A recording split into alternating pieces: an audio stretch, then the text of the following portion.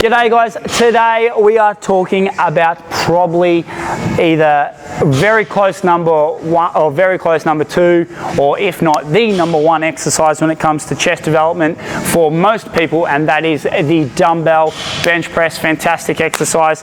Today we're going to be looking at how to set up for this exercise, how we want our weight to travel whilst we are performing this exercise, and potentially the reasons why you'd go from, say, a bench press to this. So let's start there.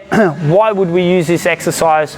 Well, it's a really great plateau breaker when it from the bench press, because of the fact that obviously we have to control both sides of our hands, and there's two variables going on rather than just the one, which is obviously the bar that's connected as one. With the descent of the dumbbell bench press, what we want to think about is how our shoulders are going to react during this. So a lot of people mimic the bench press and they come out at a right angle and they end up loading up their anterior delt and causing all sorts of grinding issues and things that or put their shoulders in a really vulnerable, horrible position where it causes them pain. So what we want to do when we are performing this exercise is, because we have the ability to change our hand position, we actually want to come down at a 45. The reason why we want to do that is because the way in which our shoulder structure is designed, if we come down at right angles, we're actually going to really load it and put it in a horrible position and create potential impingements and issues to these shoulders. But if we slightly tilt our hands at a 45 and come down at that 45 range, your shoulders are going to be well and truly out of the game. You're going to get a lot more stimulus through your chest, and you are going to feel a lot healthier through these shoulders coming down. Okay, so at the top, we want to start at a 45. We're going to come down, we're going to tuck in nice and close and press. Okay, setup. Let's go through our setup. A lot of people make the mistake when it comes to lifting the dumbbells and how to get it into position. They say that they then require someone. So first of all, let's just go to the required person. So if you are someone who is helping someone up with the dumbbells and you see their hands going everywhere and the weight's going everywhere, what I would suggest you do is, I know they'll probably tell you to spot them from their elbows. Don't spot them from their elbows, because if you push up like so, and this weight can go absolutely anywhere, all right? Grab it at the source, so they're holding it, your hand's holding their wrists, and drive them up, okay? Then from that position, whatever you do, don't just let go, because their rotator cuff muscles, those smaller minor muscles, have to adjust to this weight being up in the air. All right, so you want to make sure that when you're grasping their wrists, first of all, you control the weight so they can't go anywhere, and you have full control over that weight as much, or not full control, but you've got a lot more control over that weight versus if you're driving force up here and maybe it's too much for their forearm or their extenders and their flexors to be able to hold. So again, hold here, and then on the way up, once they set themselves, slowly let it go so that their rotator cuff muscles can take over the load and stabilize that load. Okay, so that's what you want to do if you're spotting them. If you haven't got anyone, what I want you to do is you're actually going to start with the dumbbells in front of you, and you're going to start in a deadlift position and bring them up to our knees. Now, from here we're going to use our legs as leverages or levers, where we're going to flick up 1 and 2 and then roll back as soon as they're up. So we'll go through this quickly. Okay, 1, 2, down, and we're in position. And then from this position, it's not hard to go to a 45. Okay, but we're in a nice neutral position, everything's aligned. Now, setting up.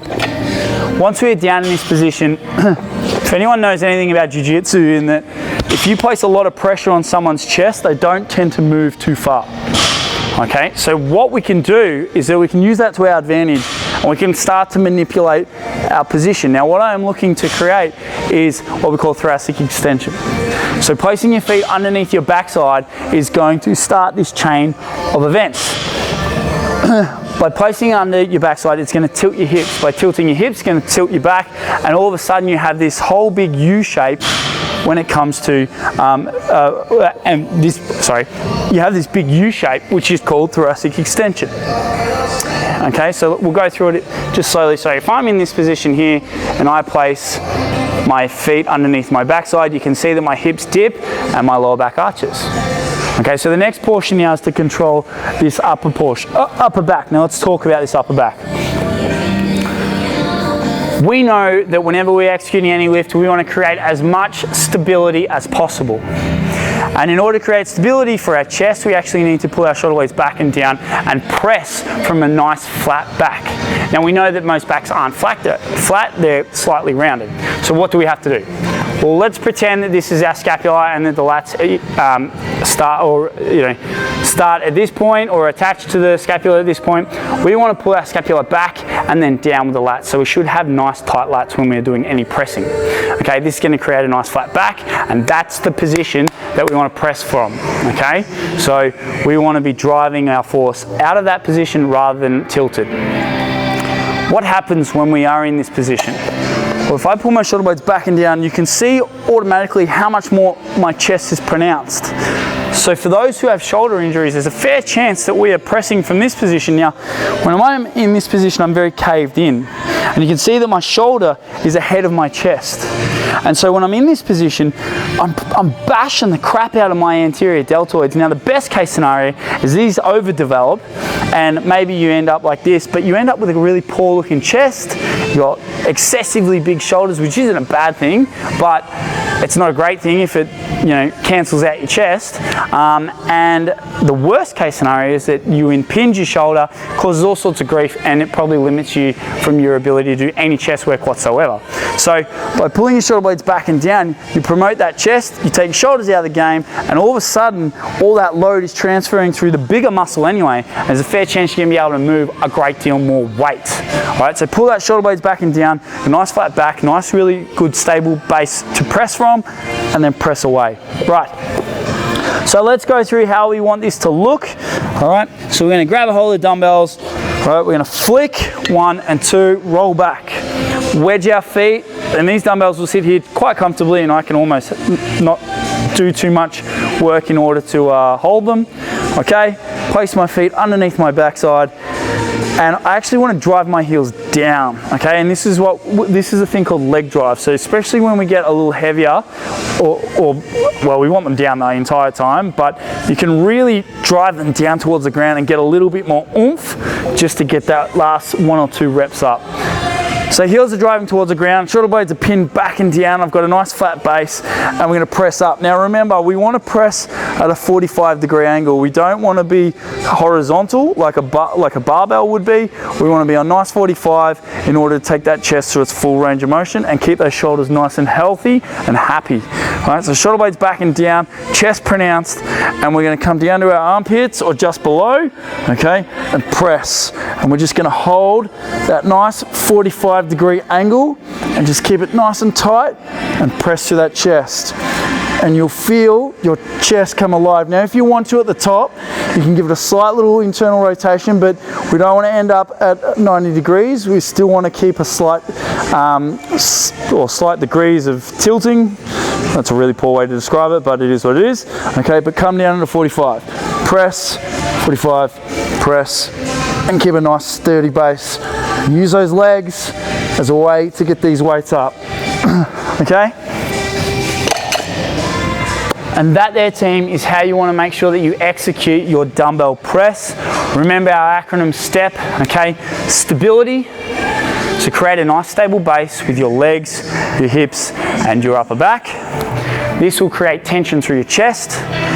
Remember, tension accumulated over a long period of time will give you nice, strong hypertrophy gains, provided you are using principles such as progressive overload. Execution, we want our first rep to look exactly like our last rep and make sure that we are hitting our markers. So slight 45 down to our chest, press up, okay, none of those half rep shit. All right, we're gonna go all the way down, all the way up. And then that's when we track our performance as our last thing, and we start to lift and move some serious loads, really healthy, really safely. And then also, if you do get stuck, you just drop it down like a hammer kill. Okay, let gravity do its thing. So team, that there is how you want to go about doing your dumbbell flat bench press.